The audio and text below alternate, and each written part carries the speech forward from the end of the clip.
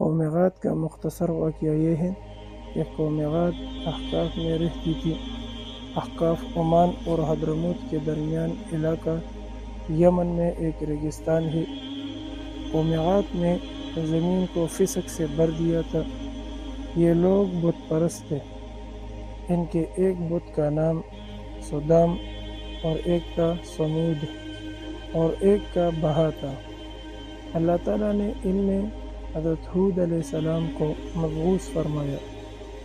آپ نے انہیں توحید کا حکم دیا، شرک و بت پرستی اور ظلم و جفاکاری کی ممانعت کی، لیکن وہ لوگ نہ مانے اور آپ کی تکذیب کرنے لگے اور کہنے لگے ہم سے زیادہ زور آور کون ہے۔ ان میں سے صرف چند آدمی حضرت ہود علیہ السلام پر ایمان لائے جو بہت توڑے تھے، اور وہ بھی مجبوراً اپنا ایمان چھپائے رکھتے تھے۔ ان مومنین میں سے ایک شخص کا نام مرشد بن سعد تھا۔ وہ اپنا ایمان مخفی رکھتے تھے۔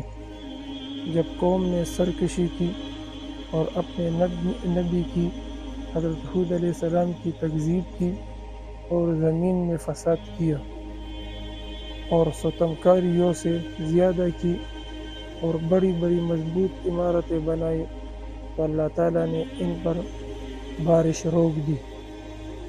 3 سال بارش نہ ہوئی۔ اب وہ بہت مصیبت میں مبتلا ہوئی، اور اس زمانے میں دستور یہ تھا کہ جب کوئی بلا یا مصیبت نازل ہوتی تھی تو لوگ بیت الحرم میں حاضر ہو کر اللہ تعالیٰ سے اس مصیبت کو دور کرنے کی دعا کرتے تھے۔ اسی لیے ان لوگوں نے ایک وفد بیت اللہ شریف کو روانہ کیا۔ اس وفد میں 3 آدمی تھے، جن میں مرثد بن سعد بھی تھے۔ یہ وہی صاحب ہیں جو حضرت ہود علیہ السلام پر ایمان لائے تھے اور اپنا ایمان مخفی رکھتے تھے۔ اس زمانے میں مکہ مکرمہ میں عمالیق کی سکونت تھی، اور ان لوگوں کا سردار معاویہ بن بکر تھا۔ اس شخص کا ننیال قوم غاد میں تھا۔ اسی علاقے سے یہ وفد مکہ مکرمہ کے حوالی میں معاویہ بن بکر کے یہاں مقیم ہوا۔ اس نے ان لوگوں کی بہت عزت کی اور نہایت خاطر و مدارت کی۔ یہ لوگ وہاں شراب پیتے اور باندیوں کا ناچ دیکھتے تھے۔ اس طرح انہوں نے عیش و نشاط میں 1 مہینہ بسر کیا۔ معاویہ کو خیال آیا کہ یہ لوگ تو راحت میں پڑ گئے اور قوم کی مصیبت کو بھول گئے جو وہاں گرفتار بلا ہے، مگر معاویہ بن بکر کو یہ خیال بھی تھا کہ اگر وہ ان لوگوں سے کچھ کہیں تو شاید وہ یہ خیال کریں کہ اب اس کو میزبانی گرا گزرنے لگی۔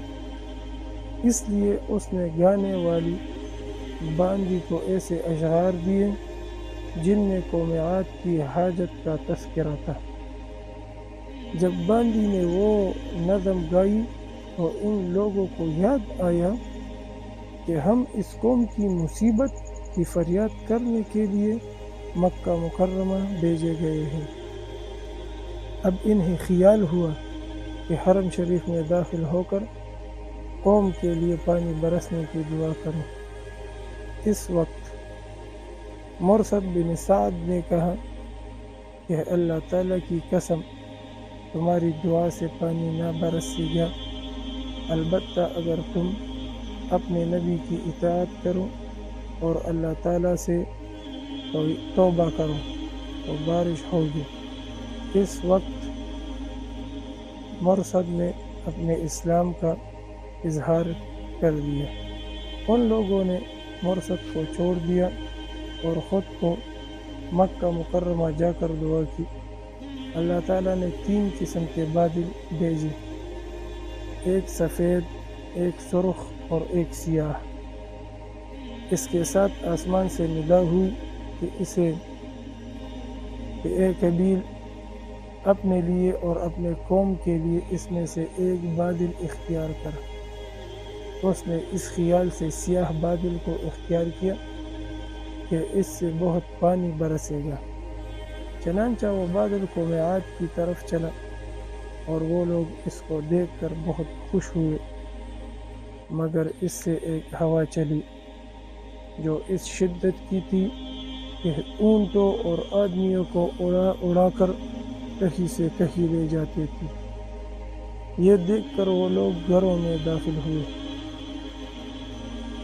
اور اپنے دروازے بند کر لیے، مگر ہوا کی تیزی سے بچ نہ سکے۔ اس نے دروازے بھی اکاڑ دیے اور ان لوگوں کو ہلاک بھی کر دیا۔ اور قدرت الہی سے سیاہ پرندے نمودار ہوئے جنہوں نے ان کی لاشوں کو اٹھا کر سمندر میں پھینک دیا۔ حضرت ہود علیہ السلام مومنین کو لے کر قوم سے جدا ہو گئے تھے، اس لیے وہ سلامت رہے۔ قوم کے ہلاک ہونے کے بعد وہ ایمانداروں کو ساتھ لے کر مکہ مکرمہ تشریف لائے اور آخر عمر شریف تک وہی اللہ تعالیٰ کی عبادت کرتے رہے۔ اگر ویڈیو اچھی لگی تو چینل کو سبسکرائب کریں اور ویڈیو کو شیئر کریں۔